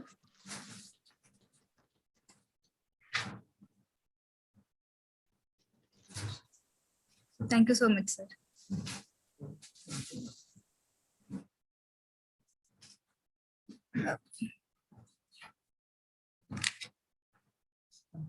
Pre-test link was shared in the chat box. Please ensure that everybody has filled that pre-test.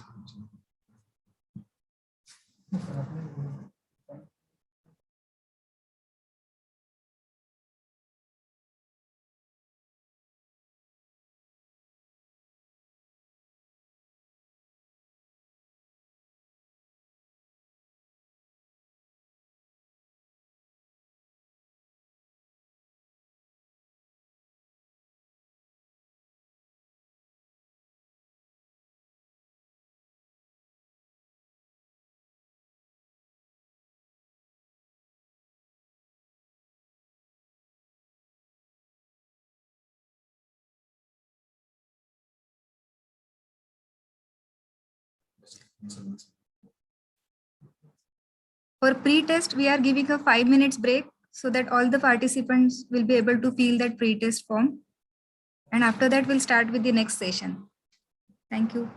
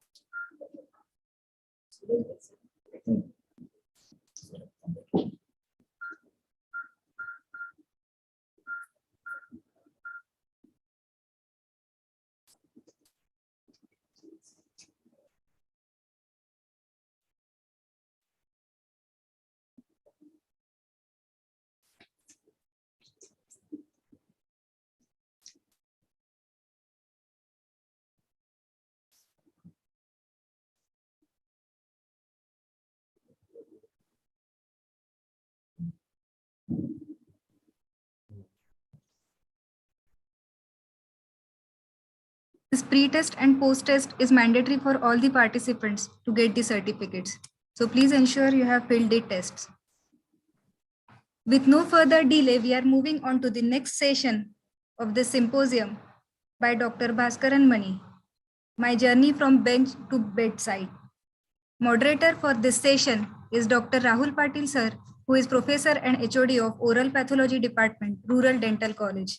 To his account, sir has 27 publications in various national and international index journals.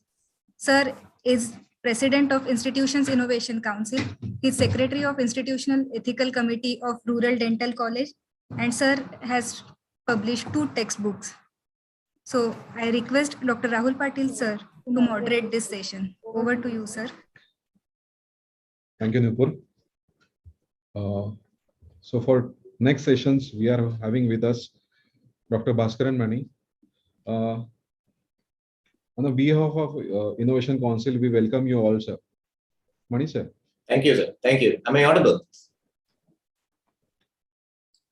Am I audible?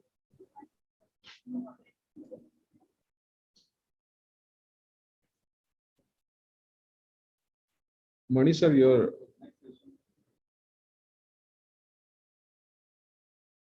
are not audible.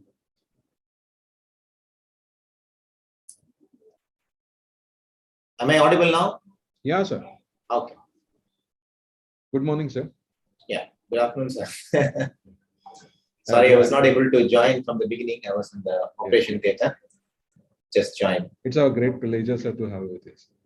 Thanks a lot. Dr. Bhaskaran Mani is a senior consultant and a deputy director Glaucoma services in Shankar Nethralaya, Chennai. Formerly a clinician scientist at Singapore Eye Research Institute, Singapore National Eye Center. He had completed his diploma in ophthalmology and the DNB in ophthalmology in India and pursued PhD from National University of Singapore. He manages complicated cataract glaucoma, including a pediatric glaucoma.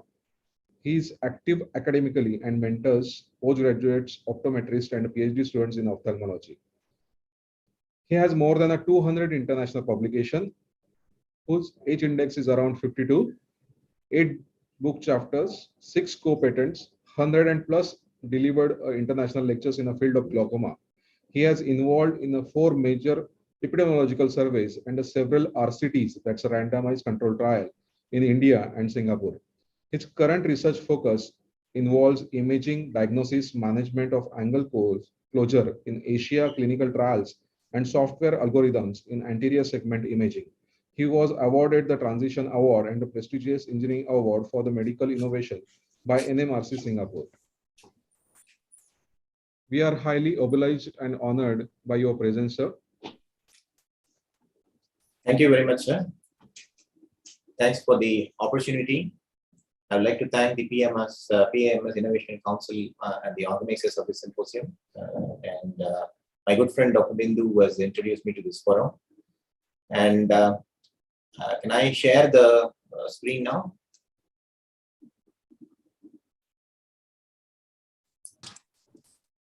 Yes, I'll do that, sir.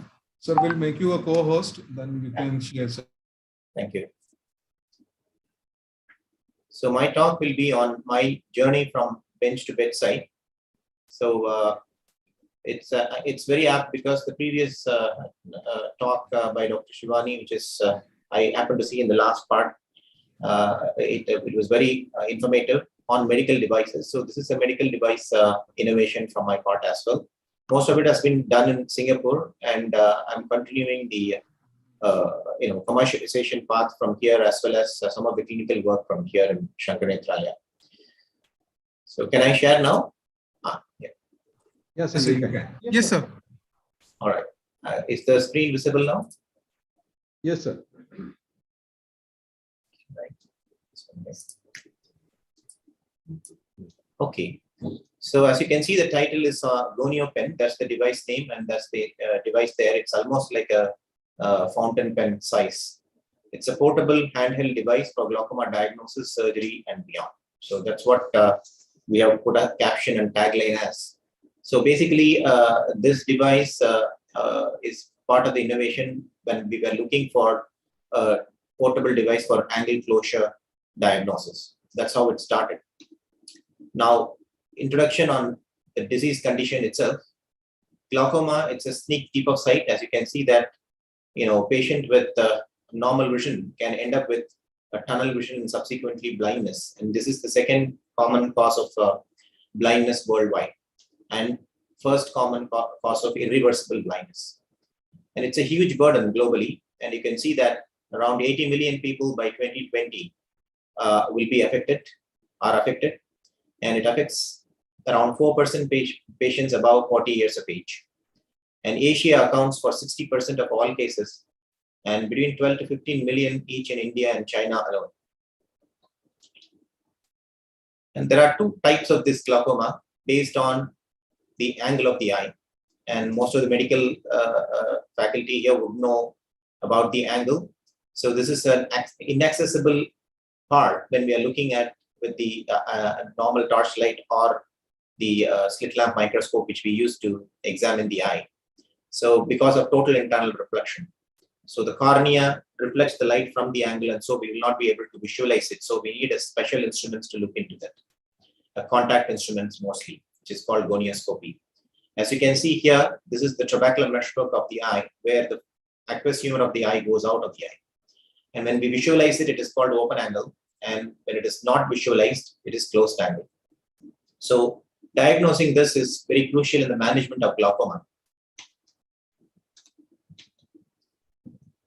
Size and impact of this particular condition is important for the people who want to do the commercialization part. So I'm just going to elaborate a little bit on that. So as we have seen earlier, around 23 million people by 2020, and by 2040, around 32 million people will be affected. And 77% of this angle closure glaucoma is in Asia, mostly in China, Southeast Asia, and India. And as you can see that, even though the percentage of population above 40 is less in India and China compared to Africa, Japan, etc., the numbers are huge because of the population by itself. Now, the treatment process for glaucoma goes like this. Individuals above 40 years of age, around 15 to 30% are considered glaucoma suspects. They undergo a routine eye examination and undergo gonioscopy to look at the angle of the eye. So based on the angle of the eye, it is divided as open or closed angle. And if a patient has a closed angle, the primary treatment is a laser peripheral iridotomy. We make a tiny opening in the iris, so the pupillary block is opened up, so the angle opens up to some extent.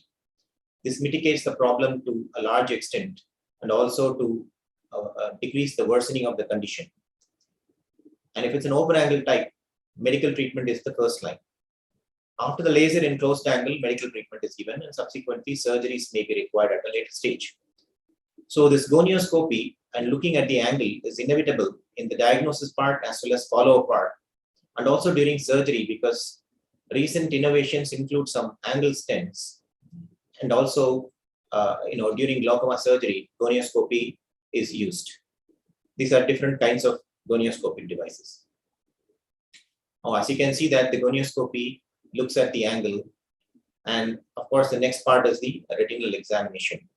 So this is the routine flow when a patient comes to a clinic. They go through the vision, eye pressure check, because intraocular pressure goes up in glaucoma, and then we do gonioscopy, which needs an eye specialist to perform, and only 50% of patients get this examination done, because most of the eye specialists, especially in India, are very busy to do this particular examination, which takes 15 to 20 minutes.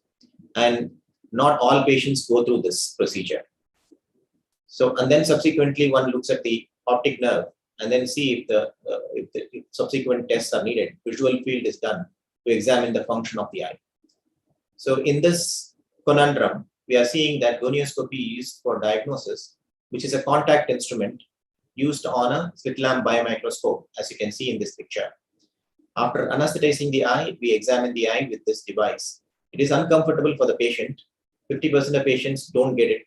And there are compression artifacts. As you can see that we are keeping it on the eye. And we can't get any documentation unless this slit lamp has a photographic unit, which is very expensive. And of course, there are gonioscopy assisted surgeries. And the current instruments require a microscope, as you can see in both the instances. So now coming to the market pain and need. This is the most important step before you actually think about an innovation, or even if you have an innovative thought, to look at whether there is a need or not. So we need to kind of like come up with a working hypothesis. Of course, I didn't come up with this in the initial time. What I wanted was a need for making a portable device, a simple cost-effective device for looking at the angle, where I can document it. So later on, our business development unit people in Singapore, they boarded it nicely and gave it to us, and we refined it. Due to the need for a specialist and a patient discomfort, during standard gonioscopy procedure, only 50% of glaucoma suspects take the test to diagnose angle closure glaucoma. This is your statement. This is the clinical need. So once we identify the clinical need, we are looking at what is the solution for that. A simple, against a very uncomfortable procedure, portable and cost-effective device. Because currently we need a microscope, we need an instrument to do it, and a specialist to do it. That can be used by a non-specialist, because that can save time and cost as well. With capabilities for photo documentation, in this era of electronic medical records and medical legal issues, we need to document everything. And of course, telemedicine requires across the place documentation as well. And of course, we want an automated diagnosis for non-specialists to interpret, as well as for even decreasing the number of patients we need to go through. Because if we have an automated diagnosis which is reliable, we can only concentrate on those patients who require more care. Of course, we need it to be adapted widely by providers, and so it should be cost effective and become a standard of care in glaucoma examination workflow. So as you can see that each one of these underlined words are probably going to have one innovation or one technology being used, or maybe utilize an existing innovation, but ultimately may have an overall innovative idea. So these are, when you're starting to do an innovation, we also have to look at competitors. This is in clinical terms, we see what are the existing devices or the prior art, as Dr. Shivani put it before. So these are the various prior arts which are available there. You can see that gonioscopy is what is clinically used even today, and it is inevitable. Ultimately, this has to be used. With the slit lamp, the cost is around, I'm just putting it in dollars because this is a presentation from Singapore. So $12.5K. So $12,500. And that is quite expensive. And you know the disadvantages of these gonioscopy as well. This is another instrument which is a portable device, but then a large device with a bulky probe, which uses it to document the angle. As you can see here, the video, the patient is lying down, and that is one other disadvantage. And it produces compression and light artifacts as well, as you can see here. But it gives you documentation that fulfills one of the options we are looking at. It's called a RETCAM. Basically, this was used for retinal examination, but it was repurposed for looking at the angle as well. But the cost of it is quite prohibitive again, around $110,000 US. It's a bulky instrument. Now, this is another way of looking at the angle, optical coherence tomography, which uses infrared light. And you can see there are so many devices available, including a three-dimensional view of the angle, like how we see in gonioscopy. But then it doesn't give you a realistic picture. It's all redone pictures. And as you can see, the cost is somewhere between $40,000 to $120,000. So we needed a cost-effective instrument, a small form, which is easy to use by non-specialists. That way it increases the workflow and reduces cost. A minimal eye contact, less discomfort, better for the patient. Automated diagnosis, so accurate diagnosis is done. Portable and low cost. It saves space, affordable, and wider market segment. Photo documentation is important. That way it can be integrated to electronic medical records and for specialist review. Now, the first thing I was looking for is a partner, because these are all technological things. I'm a clinician, so I'm looking for somebody who can do it for me. I have an innovative idea. So at that time, we never had a big idea about all this patenting things and all. Nowadays, when a clinician has an innovative thought process, you can approach your own business development people or the IP council like what you have, and you can tell them your idea, and you can probably prepare a document and even patent it before even going to your technical person. There are people in your own IP office who can do that. But at that time, we went on faith. That's what we do in the previous times. So we were looking for people, and then there is Nanyang Technological University in Singapore, and we found an optical engineer, Dr. Murukeshan, who has become a very good friend over the last 10 years with me. So he is my co-principal investigator in this, and we had a chat with him, with my mentor, Dr. Tinong. He was the head of the department of my glaucoma services there in Singapore at that time. And he is a very prolific writer, and he is a very good mentor for me. He encouraged me to go and talk to this person. So subsequently, we formed a team, and Dr. Tinong as my advisor, we have applied for the first funding for that and started. During the course, we had some entrepreneur in residence, when Dr. Srinivas Bailahalli. So he was an IP counseling person, and he helped me to develop the case. And we had a business and development team there, something like an IP office, which also helped me to do all the patenting and other things. Of course, we had our own team. Clinical side had our own team of technicians and investigator. He had his fellows and PhD students, and we had seen quite a number of them in the last 10 years. Now, this is the journey that we are looking at. So we started with the initial lab prototype, which is bench side in the engineering lab. And we subsequently went for a proof of concept in an animal model. That's the last few slides which you saw in the last presentation. And subsequently, we went for an alpha prototype. That is basically the basic prototype that we are looking at. So it had an initial basic innovation, which is just looking at the diagnosis. And now subsequently, we added the software, which will do an automated diagnosis. Now we are at the stage of a beta prototype, which is going to be commercialized. We are at this process now. So you can see that I started in 2010, and I had funding till 2012. And until then, we had the basic prototype. And for some reason, for the next 4 years, we were not able to do anything. We patented it, technological innovation disclosure, we call it, and subsequently patented it. And we kept waiting for some other things to come to fruition. And then we started between 2016, and then subsequently it was a continuous journey. So we will look at the lab prototype in the next few slides. Of course, these are the funding that I got over a period of time.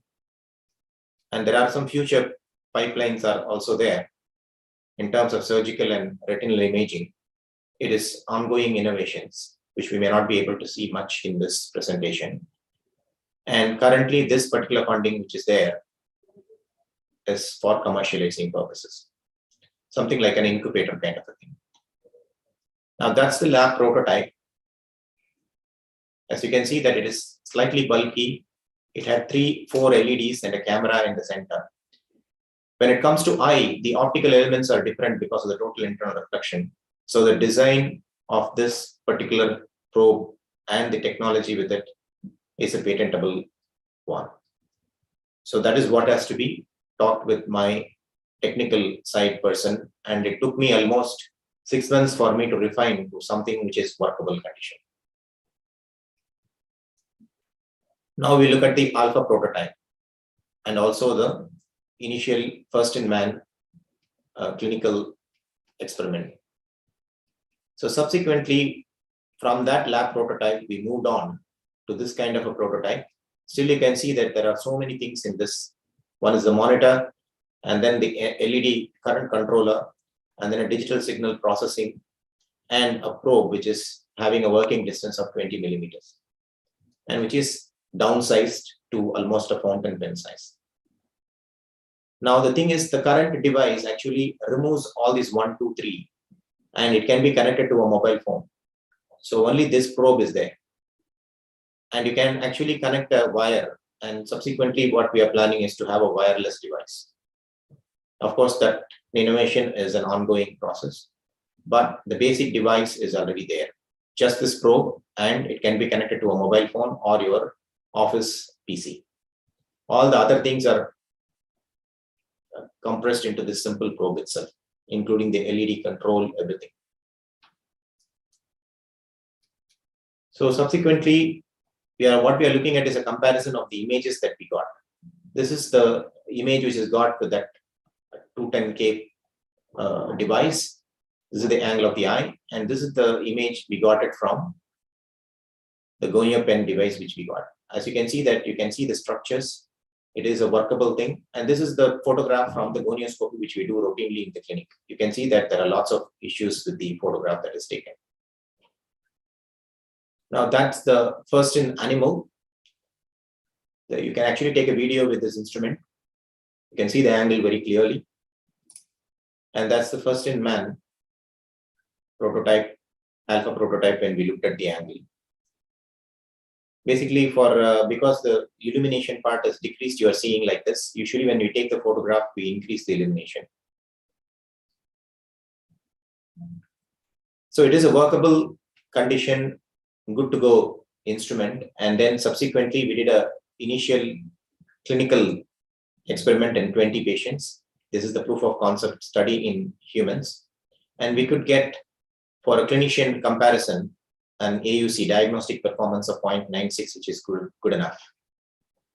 So if a clinician says it's closed or open angle, we had an almost 95 to 96% accuracy here.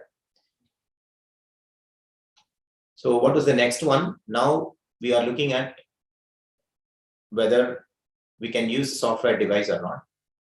So luckily I had a project in between, and we worked with a different institution called I2R in Singapore. And we had this software. Once the pictures are loaded onto this software in a PC or even a mobile phone, we are able to place these images in the 4 quadrants of the eye, and automatically it gives you whether it is open angle or closed angle. So you don't have to do anything. Basically, it looks at the curvature of the angle and looks at the pigmentation and does some color coding, and subsequently it finds out whether it is open or closed. This was done using hundreds of images from our clinic, and subsequently you can get a printout which says open or closed angle. This can be even connected to your electronic medical records. So you can also see whether it is closed angle here. That's one image coming up.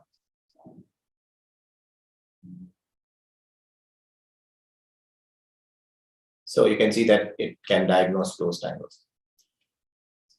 The plus aspect of this software is any kind of image from any instrument, it was able to detect with some accuracy, not fully, but then there is some tweaking that need to be done. So subsequently, we were about to go for commercialization, and at that time, some news coverage was happening, because this is something which they do, so that we attract the business people to come and invest, so that we can go towards commercialization. And since then, we had 2 or 3 companies which came and approached us and were trying to fund us to get these instruments up and running. So you can see that patient feedback. It's a comfortable device. That's what the patient is saying, actually. So at this stage, the software was working a little less with this particular instrument, but there is a bit of a tweaking that we are going through now with magnification issues and scale issues. So probably it is going to be finished in a few months, and then this will be integrated to this particular device. So as you can see that we've started off with just a basic device, but then we are having multiple different innovations and different teams are involved. And now we are actually working at retinal imaging. This was the initial image that we are trying to get. And subsequently in an animal eye, we are able to get a much clearer image. And that's a different project which is going. And we were also able to do some angle surgeries. You can see these two are the stents which are placed in the angle using that instrument. And we can even record it. You don't require a microscope for this. So this will cut down costs and take surgeries even to rural areas if you are able to get a clean OP or a clean treatment room. So this kind of a device will be multi-purpose, cutting down cost, taking innovations to the doorsteps of patients in remote areas as well. Ideally suited for communities like Asia and Africa. Of course, we had some deep learning technology for retinal imaging. We were trying to integrate it with these images as well. So as you can see that it was started as a basic device, a standalone device for diagnosis of angle closure. But now it is going through several generations and for looking at surgery as well as even retinal imaging for pediatric retinal screening for premature eyes, which has a software diagnosis as well. And a quick look at comparison with various other instruments, you can see that all the parts like automation, cost, no expertise needed, portable, everything gets sticked with this. And the cost, you can see that from basic to the complicated model, we can go with $500 to $5,000, which is actually not much, somewhere between 20 to 25,000 rupees, which is affordable because multiple instruments can be bought also, and it can be your clinic can be speeded up even in an institutional setup. So what is the value proposition of this kind of innovation? More people can be tested, improve management and reduced vision impairment. And you can see that it can increase productivity, wider testing, earlier diagnosis and overall cost savings as well. So this kind of a device will be, I hope that it will be popular and will be utilized and it can become a standard of care. And it is not for just getting it out there and making money. It is not for that. Basically, it will bring it to the people who really deserve it in the remotest parts because it is portable and cost effective. I will not go into these kind of things. Of course, it has a patent and the software also need to be patented. The patent was mainly on the device design. And it has already got several countries, the patent has been filed and approved. This is an older slide. As you can see that US, Japan, and EU countries, the patent has been filed and approved. And of course, there are lots of regulatory approvals that are needed once we get the product out. So currently, that is what is going on. The local approval is getting done, and the subsequent approvals in various other countries also will be done, including India.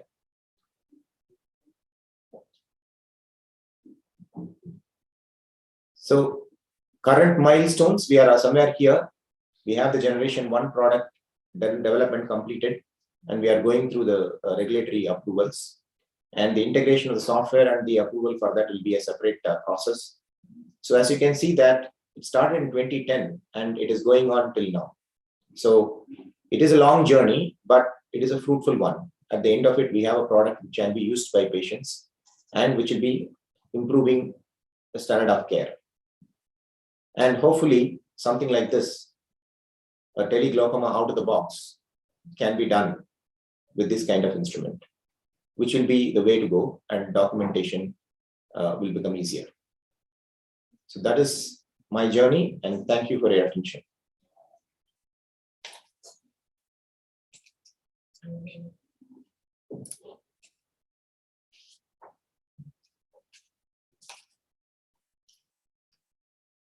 I'll be happy to take any questions.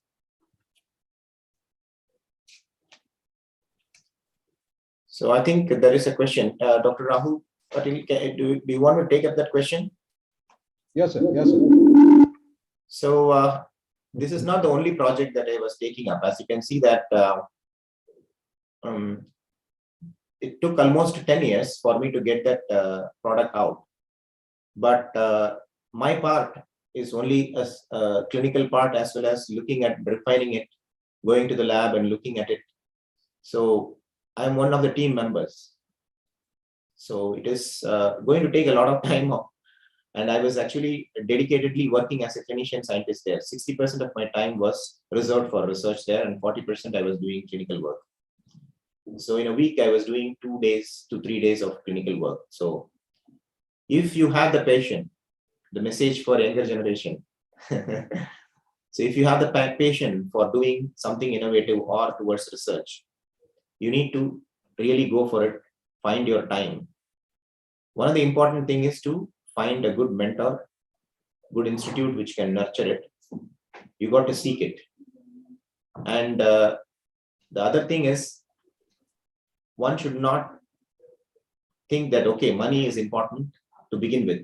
Because initially when I was going and talking with my technical partner, he was looking at it and then said, yes, this is very doable, and I will start off with my PhD students and the funding I have.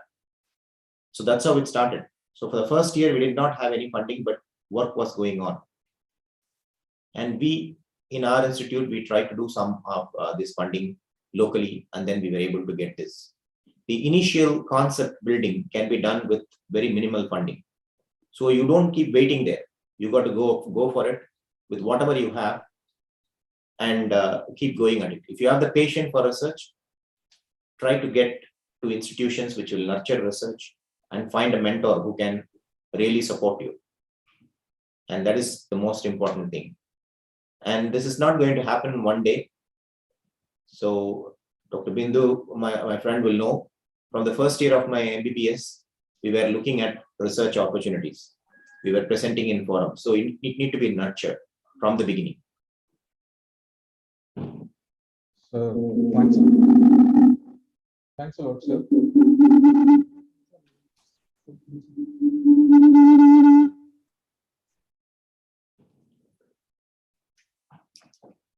Hello.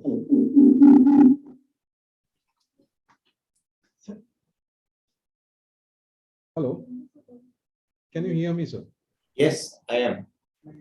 So the question is, what's the process to seek funding in agencies, organizations supporting innovations in India? I think one of the organizers can take it up, but I think to my knowledge, we do have a Department of Biotechnology, ICMR, and other funding agencies. If you have an innovation, please go through the process which Dr. Shivani initially told. If you have an in-house counsel, try to talk to them. And subsequently, hello. Yes, sir. Hello. Yes, am I audible? Hello. Dr. Rahul Patil? Yeah, can you hear me, sir, now? Yes, I can hear you. So basically, I was taking up the last question on what are the funding agencies and all. So Okay. to my knowledge, I think you do have even external funding agencies as well, apart from Department of Biotechnology, ICMR for clinicians. And of course, in your state itself, there may be some, funding agencies from the government available. So please go for it. If you have a local, because national level, there is a lot of competition. The time consumption is also there. If you have an state agency which is there, go for it. And there are even you can even directly work with companies which may be interested. So some of my innovations in India, we are working directly with the companies, and we are trying to get them out there. So I think you need to seek at various venues, look at locally as well as commercial partners. But at the national level, I think Department of Biotechnology as well as ICMR, these are the two main funding agencies. I think the organizers can take up this question further, because my knowledge about the local funding, national funding agencies are still evolving. Please go ahead. Yeah, we had arranged one session regarding this, sir. Yes. Thanks, sir. Thanks a lot, sir. That's what a lucid presentations, and you have done such a great work. I can see the how much effort you had put forward for creating these innovations and for the implementation of it. Thanks a lot for sharing your work and achieving a recognition in a larger medical and scientific communities. Thank you. The ability to do so effectively and can contribute to a definite success. Thanks a lot for the opportunity to share here. Thank you. Yeah, I can see that that's the necessity is the mother of invention, and how the sir utilizes that for the creating that as a driving force and the practical and the realistic implementation for the patients. Thanks a lot, sir, for sharing this. We will share a certificate of appreciation and we'll send it across to you, sir. The Pravra Institute of Medical Sciences is so thankful for your guidance and the support. We will definitely need in the future also. We'll get back to you soon, sir.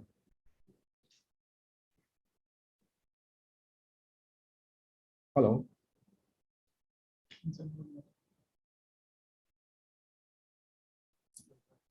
Thank you very much. Thank you. Thank you, sir. Thank you. We request audience that will take a lunch break now. We'll get back to you at 2:15. So that's our next session. That's it's related to the innovation and the innovation tools. I request Bhaskar and Mani, sir, if it's possible that you can attend that and guide us further. I'll try. I have my OT. I have to go now. I'll try. Thank you very much. We will get back to you soon, sir. Thank you.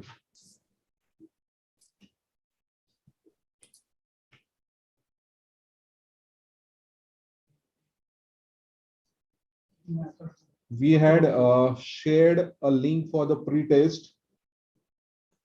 Please fill that. And the attendance in each and every session is mandatory. We will not issue the certificates unless it is present in all the sessions. So I request all the students, participants, to not to leave the class or not to leave the Zoom. Okay.